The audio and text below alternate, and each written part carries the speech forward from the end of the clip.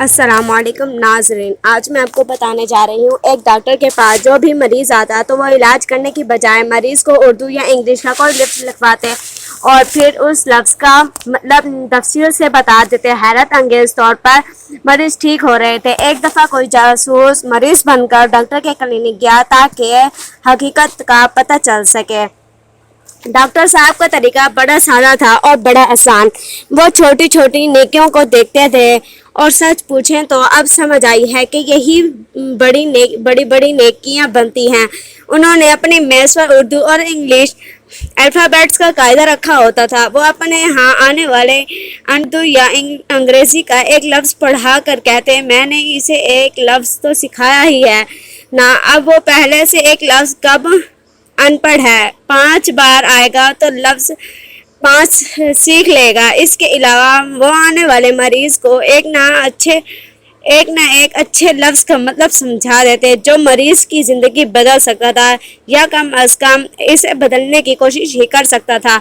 वो अपने असातिज़ा, माँ बाप या दीगर बुज़ुर्गों में से किसी का नाम आने पर हाथ उठाते, एक बार बिस्मिल्लाहिर्रहमानिर्रहीम पढ़ते और इरसाले सवाब कर देते। एक बार इनके क्लिनिक से बाहर कोई शोर उठा।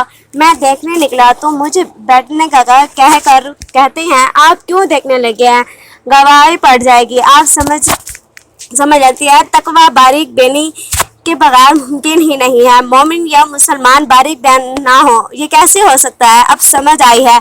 कपड़ों को नापाक चींटों से बचाना या रास्ते से कोई ईंट पत्थर हटाना या किसी से मुस्कुरा कर बात करना कितनी बड़ी बड़ी नेकियां हैं, कितनी बड़ी बड़ी नेकियों के दरवाजे हैं। हैरत अंगेज तौर पर मरीज इसके क्लिनिक से शफायाब होकर ही घर जाते थे। एक आदमी ने जासूसी की और मरीज के रूप में डॉक्टर के पास गया, मगर इसके अखलाक से मुतासिर हुए बिना न रह सका।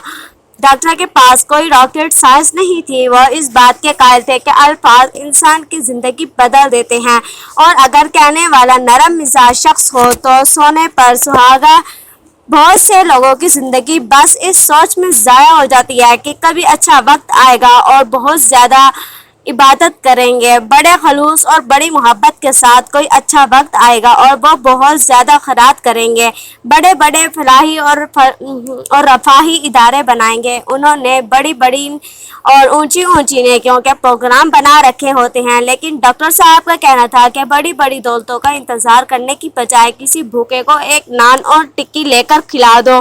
शायद एक बार उन्होंने मुझे भेजा भी था 10 रुपए देकर कि ये साथ वाली दुकान से एक नान और एक टिक्की खरीद कर किसी को खिलाओ।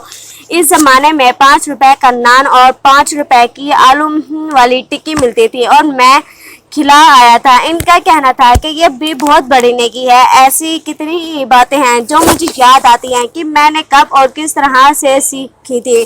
डॉक्टर साहब कैसे छोटी छोटी बारीकियों पर फोकस करते और मेरे जैसे बड़े और ऊंचे अज़ाइम रखने वाले लोगों को थोड़ी थोड़ी चीज़ों पर कनात और तवक्कुल करना सिखाते। ऐसा लगता है जब बड़ी नेकियों की ख्वाहिशों को भी तकब्बुर और गरूर में गिनते थे। मेरी बीवी कहती है, मेरे पास पैसे हों तो मैं फ्री अस्पताल बनवाऊँ। मैंने कहा, ये बूढ़ी हमसाई को जो आंखें बनवाने में मदद दी है वो अस्पताल बनवाने की तरह ही है। मुझे डॉक्टर साहब याद आ गए। मैंने ये सोचकर डॉक्टर साहब से ही सीखी हुई थी कि छोटी छोटी नेकियां जिन्हें करना बड़ी बड़ी नेकियों को करने से 1000 गुना आसान होता है, हमारे दिल और दिमाग को इतना ही खुशी और खूबसूरती अता करती है जितनी शायद बड़ी बड़ी नेकियां। डॉक्टर साहब से सीखी हुई कुछ अपनी खराबियों को वही दूर पार कर पाता है जो अच्छाई को फोकस करना चाहता है, जो सफ़ेदी करनी जानता है। इसे पता है कि काले किस तरह मिटाते हैं, जिसके अंदर अच्छाइयाँ कम हैं और वो अच्छाइयों को भी पहचानता भी नहीं है और वो अपनी बुराइयों को भी दूर नहीं कर सकता। वो बहुत जल्द हौसला हार जाता है। छोटी छोटी नेकियां करके अपने अंदर नेकियों की गुंजाइश पैदा करो, नेकियों की कसरत पैदा करो। अल्लाह ताला हमारी ज़िंदगियों को डॉक्टर साहब जैसे लोगों की बदौलत खूबसूरत फरमाए, आमीन। दोस्तों, आज की वीडियो आपको अच्छी लगी हो तो इसको लाइक करें, शेयर करें, सब्सक्राइब करें ताकि आपको और नई आने वाली वीडियो का नोटिफिकेशन आप तक पहुँच सके। अपने कमेंट्स में राय ज़रूर दीजिएगा। Thanks for watching. अल्लाह हाफिज़।